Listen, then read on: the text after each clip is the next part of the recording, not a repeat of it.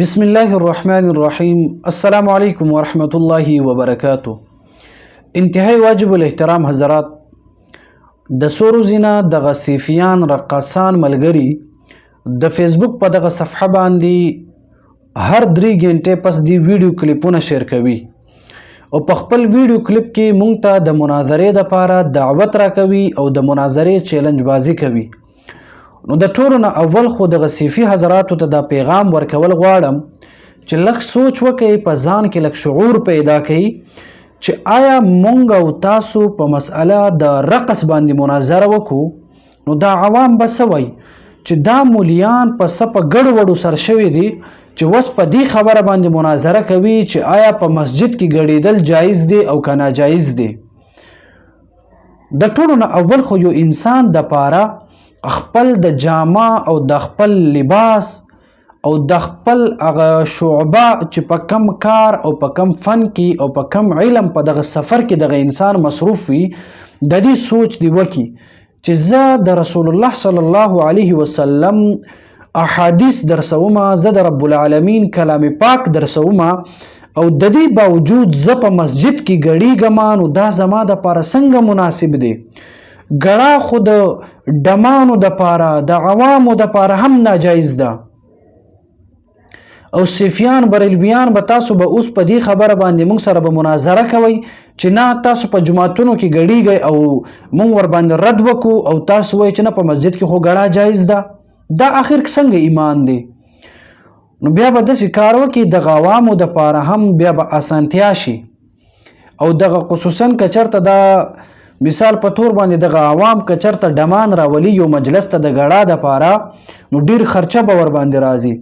نو بس بیا به داسې چل وکړي چې تاسو رقاصانو ته به حکم وکړي، دغه صیفیانو ته به ووایي لاړ شئ دغه ودونو کې ګړه شروع کړئ. په مساجدو کې خو هسې هم ګډېږئ او په دې دفاع کې تاسو مونږ سره مناظره کول غواړئ، تاسو وایئ چې ګړه جایزه ده، نو بس نن نه پس لاړ شئ دغه ودونو کې وګډېږئ که نه.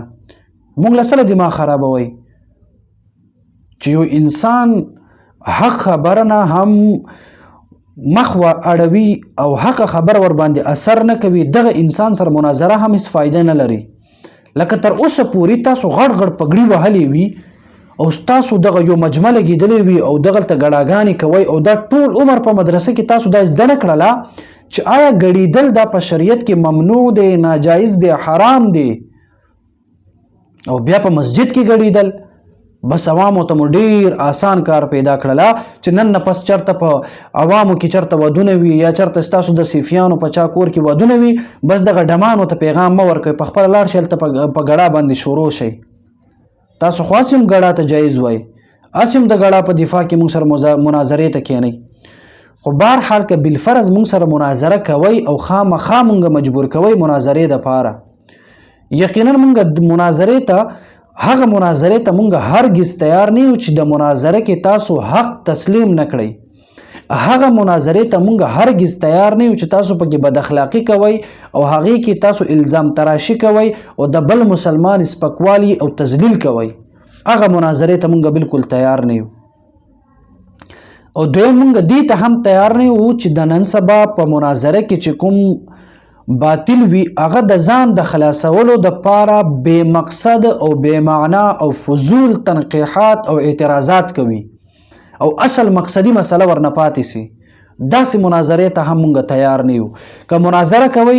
د قرآن او د حدیث نه به خبره کیږي او کوم یو کسر د قرآن او د حدیث او د اجماع او شرعي قیاس دلایل مضبوط وي او دې سره دلیل وي، د دې خبره به منل کیږي. که تب د ګړه په ثبوت کې او د ګړه د جوازوالي باندې ماته پیش کی، بیا هم زه منم که زه درته دا ثابت کم چې دا ګړه ناجایز ده خو په مسجد کې دا په درجه اولا ناجایز ده،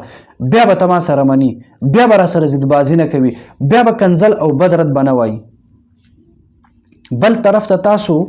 صیفیان وګورئ، دیو داسې غاټ یو پګړې په سر کړې وي او بیا سپینې کپړې به اچولې، اوږدې اوږدې جامې به وي، لاس کې به تسبیح وي او بیا په مسجد کې ګډېږي. چې مسجد کې ګډېږي دیو ته مونږ وایو چې ولې ګډېږئ؟ وایي دا خو مونږ په ځان باندې نه پوهېږو، د الله تعالی او د رسول الله په عشق او په مینه محبت کې ګډېږو.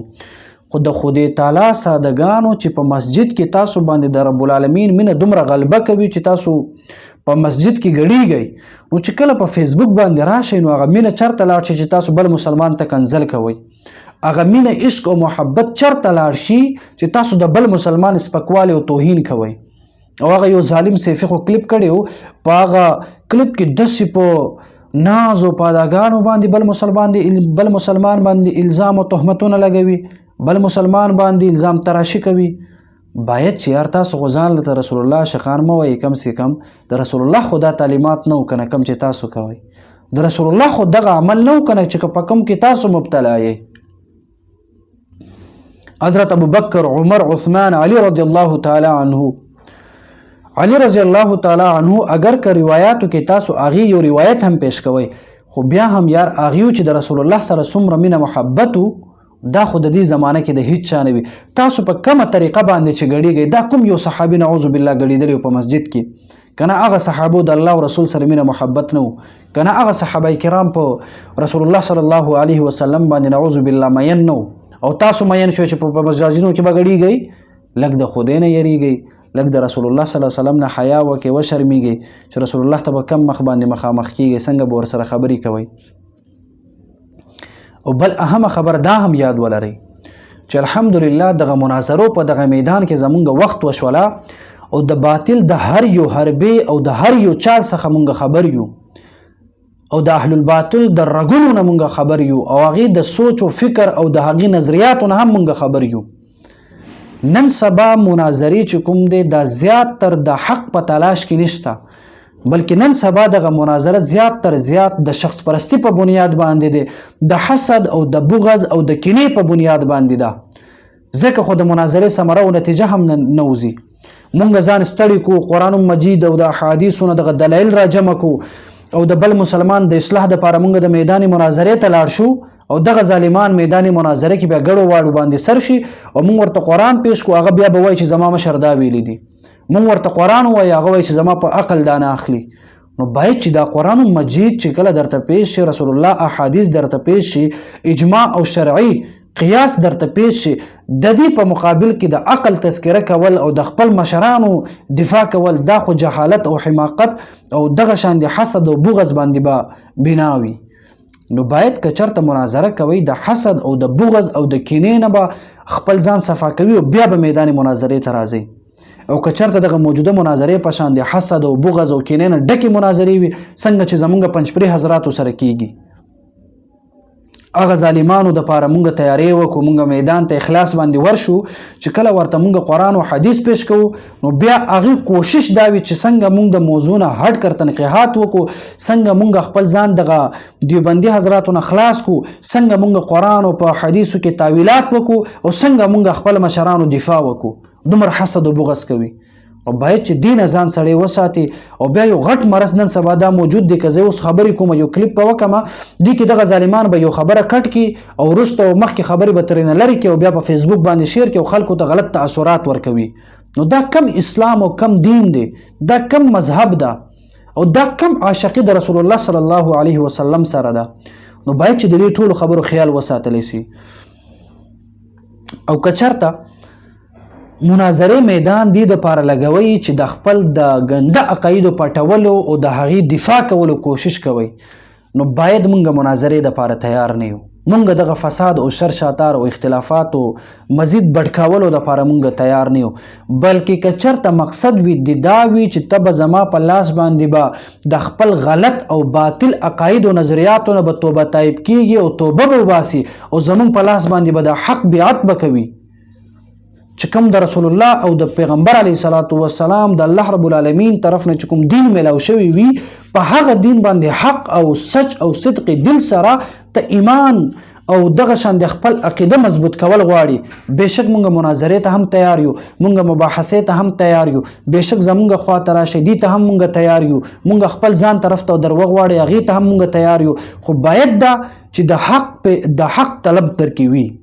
د بل مسلمان تذلیل او د خپل ګنده عقایدو دفاع در کې نه وي. بس بل کلیپونو ته هم ضرورت نشته. بل کلیپ کې دا جواب راکړئ چې تاسو د حق طالب یئ او تاسو ته حق قبلولو کې هیڅ یره او خوف د خپل مشرانو څخه نشته، نو بیا به تاسو باید مونږ سره کینئ. او که چېرته زه خو وایم چې دا مناظره به هم پرېږدو، ځکه چې مناظره خو تاسو دې دپاره کوئ چې هلته انتشار جوړ کړي، هلته ضد او عناد او د خپل ګنده عقایدو دفاع وکړي. یو بله طریقه هم تاسو ته ښایمه چې خیر دی زموږ به میلمانه شئ، ښه د امن و امان په صورت کې د روروالي په دغه ماحول کې زما خواته به تاسو راشئ، او زه به انشاءالله ستاسو ذهن نه چې څومره اشکالات دی د ګړه په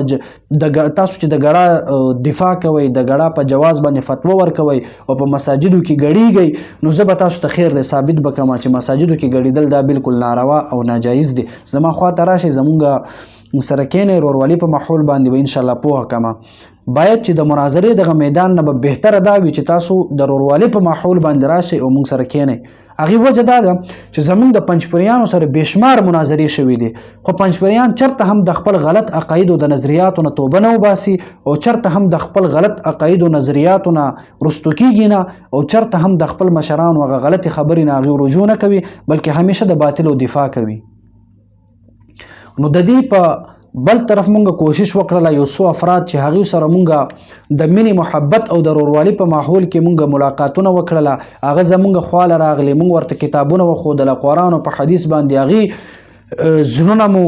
مطمئن کړله، هغې باوجود هغه د پنجپریر نه توبه وویستله او هغې حق او سچ دیوبندیت او د اهل سنت والجماعت عقیده او حنفیت تسلیم کړله. انشاءالله یو څو ورځو کې به تاسو ووینئ چې ډېر ملګري داسې دي چې هغې به د اهلو باطلو دغه نظریې او د عقیدې نه به انکاري کېږي او حق او سچ دغه عقیده دا به قبلوي. د دې وجه څه ده؟ هغې وجه دا ده چې زموږ خواته راشي او مونږ ورته ښه په تسلي سره کتابونه ور وښایو، قرآن باندې پوهه کړو. مناظره کې هر یو انسان په ګمڼ او په غرور کې وي، د بل چا خبرې نه اوري، نو باید چې هلته یو انسان دومره نه پوهه کېږي څنګه چې داسې زمونږ خواله راشي او مونږ تاسو په دې